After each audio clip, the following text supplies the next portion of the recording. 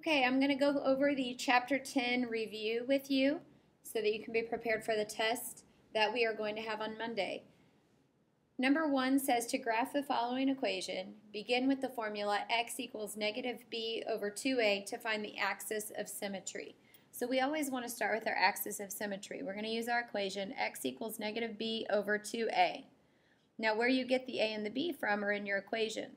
The coefficient before the x squared is a 1, okay? So that's going to be your a. Your b is going to be negative 6.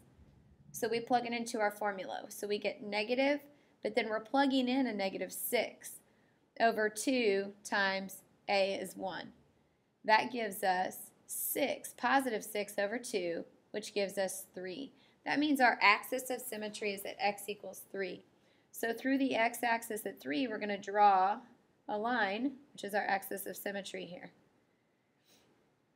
That's our first step. Then what we do is we take our 3 and we plug it right back into the equation and we figure out what we get there. So we get 3 squared minus 6 times 3 plus 13. So here we're going to get 9 minus 18 plus 13. 9 minus 18 gives us negative 9, and then negative 9 plus 13 gives us 4. So that means when we plug 3 in, we come out with 4. So that is going to be what our vertex is. So that's our next step that we do. We take and find our vertex, which is 3, 4, and we put a point. All right, so that's how you get the axis of symmetry and the vertex. Those are the first two things you need to do. Then you need to plug in 2 numbers to the left or 2 numbers to the right of our axis of symmetry. So I'm going to do 1 and 2 just because they're smaller numbers to work with. So we have 1 squared minus 6 times 1 plus 13. That's going to give us 1 minus 6 is negative 5. Negative 5 plus 13 is 8. So 1, 8 is a point. And then let's also do the 2. So we get 2 squared minus 6 times 2 plus 13. That's going to be 4 minus 12 plus 13. 4 minus 12 is negative 8. Plus 13 is 5. So when we plug 2 in, we get 5. So we get 2, 5 is a point. So there we have half of our parabola. We can fill in the others by using the line of symmetry. So we mirror points to the other side, and there's our parabola. And those are the steps to graphing a parabola. You will have one of these problems on the test. All right, let's move on to the next section. Being able to tell if these following are linear, quadratic, or exponential. All right, with the charts, what you're going to do with the tables, you're going to figure out what the differences are between the numbers. Between 6 and 1, there's a difference of 5. 1 and negative 2, and remember I'm talking distance on the number line. The distance between 6 and 1 on the number line is 5. The distance between 1 and negative 2 is 3. Negative 2 and negative 3 is 1. So we know it's not linear. Had it been linear, these would have all been the same right now. Since they're not, I'm going to check to see if it's quadratic. We're going to see if the differences of the differences are the same. 5 and 3, that difference is 2. 3 and 1, that difference is 2. So this one is quadratic. That's how you know that it's quadratic. Okay, the other one, we're going to check our differences. We have 4 and 8. So that's 4. 8 and 16 is 8. 16 and 32 is 16. Okay, so it's not linear. Let's see if it's quadratic.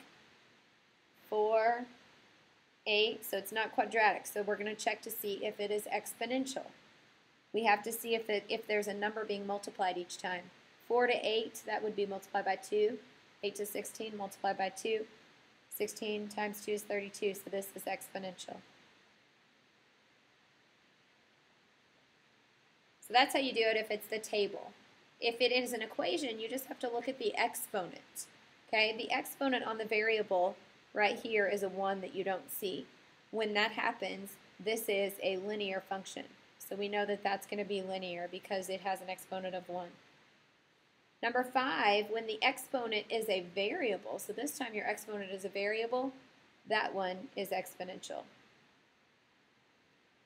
Had it been squared, then it would be quadratic. So that's how you do those problems. All right, on the back, we're going to solve some equations, some exponential equations.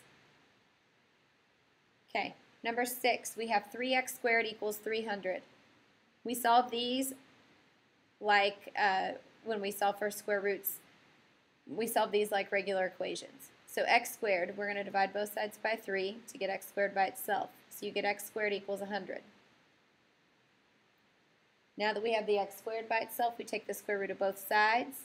And keep in mind, you want the positive and the negative of the square root. So our answers are plus and negative 10, plus or minus 10. Those are your answers on that. All right, so number 7, we do the same thing when we want to get x squared by itself. So we subtract 20 from both sides. And we get 5x squared equals 10. Divide both sides by 5. And you're going to get x squared equals 2. And we're going to take the square root of both sides. So we get x equals.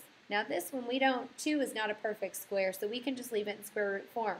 Our answer is going to be plus or minus the square root of 2. So if it's not a perfect square, just leave it like this. Okay? Just leave it plus or minus square root of 2. Those are your 2 answers. All right, number 8. We're going to divide both sides by 6 because we want to get x squared by itself. We get x squared equals, this is negative 1/2 here. Now, if you will remember, if you come out with a negative, this is going to be no solution. You cannot take the square root of a negative number. So this is one where we have no solution. All right, number 9. This one we've got a set of parentheses to kind of deal with. So we're going to go ahead and do our distributive property here. Okay. So 5 times x squared is 5x squared. 5 times 5 is 25 equals 90. Okay, we're wanting to get, the goal is to get the x squared by itself. So we're going to subtract 25 from both sides. We're going to get 5x squared equals, here we're going to get 65. Divide both sides by 5. And we're going to get x squared equals 65 divided by 5 is going to be 13. All right, now we need to take the square root of both sides. And again, 13 is not a perfect square, so let's just call it plus or minus square root of 13. We'll just leave it in the square root form. So these problems right here, 6 through 9, are all just like solving regular equations. The only difference is you take the square roots at the end. All right, now let's do the ones that we solved by factoring. We have 2n squared minus 5n equals 12. Now, in order to solve these by factoring, these have to be equal to 0. Since this one's equal to 12, we've got to get rid of that 12. So we're going to subtract 12 from both sides of this equation. And then on this side, remember, you can't take 12 away from either one of these. You just have to write them in order. So 2n squared minus 5n minus 12 equals 0. And now we're ready to factor because we have it set equal to 0. So we're going to set up our hangman here to figure out what our factors are. We have 2n squared minus 12. And then in the middle term down here, we've got negative 5n. So 2n squared breaks down into 2n and n. Now we're going to figure out the factors of 12. We're going to try, let's try probably 3 and 4. We'll put 4 here, we'll put 3 here. We need a negative 5. This is going to give us an 8n and a 3n. So to get a negative 5, we want that 8 to be negative, which means we're going to make the 4 negative. And that will give us negative 5n. So our factors are n minus 4 and 2n plus 3 equals 0. And then if you remember, you set both of these factors equal to 0. So if we set n minus 4 equal to 0, add 4 to both sides, we're going to get n equals 4. So we know that one of the solutions is 4. Then we have 2n plus 3 equals 0. Subtract 3 from both sides. You're going to get 2n equals negative 3. Divide both sides by 2. And you're going to get n equals negative 3 over 2. You can just leave it right in a fraction form. Those are your two solutions, 4 and negative 3 halves. So that's the two solutions for that one. All right, number 11, our last one here, 2x squared plus 8x minus 64 equals 0. Now this one we've got it set up equal to 0, which is good. But you always want to ask yourself, we didn't on 10, we should have asked ourselves on 10, but there weren't any common factors on 10. But on number 11, if you notice, they're all even numbers. So they're all going to have a 2 in common. So the first thing you need to do is pull a 2 out of here. So if you take a 2 out of this expression, you're going to have an x squared left on the first term. Second term, 8 divided by 2, we're going to get 4x. If we take a 2 out of 64, we're going to have minus 32 equals 0. So now we're ready. This 2, we won't actually need it for this problem, but we want to look at what's inside here, and we're going to do the hangman on that. So we're going to do hangman on x squared plus 4x minus 32. Okay, so our x breaks down into x and x.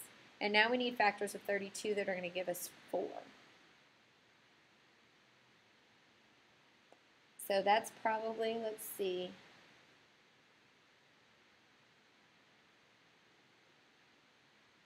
eight and 4. Okay, so 8 and 4 are going to give us that. We're going to need, one of these has to be negative. So we have 8x, 4x. In order to get a positive 4x, we need this one to be negative. Okay, so our factors then are x minus 4 and x plus 8 equals 0. Now the 2 is a factor here, but we actually won't need to set that one equal to 0 to get the answers for this equation. So we just need to set x minus 4 equal to 0 and x plus 8 equal to 0 to get our two solutions. So we're going to add 4 to both sides. So we get x equals 4. That's one of our solutions. On the other one, we subtract 8 from both sides. So we get x equals negative 8. There's the other solution. So those are both of our solutions on this problem. And that's all. If you can do all of these problems, you're going to be fine for the test. Make sure that you look over your notes and be ready for the test on Monday. Thank you for watching.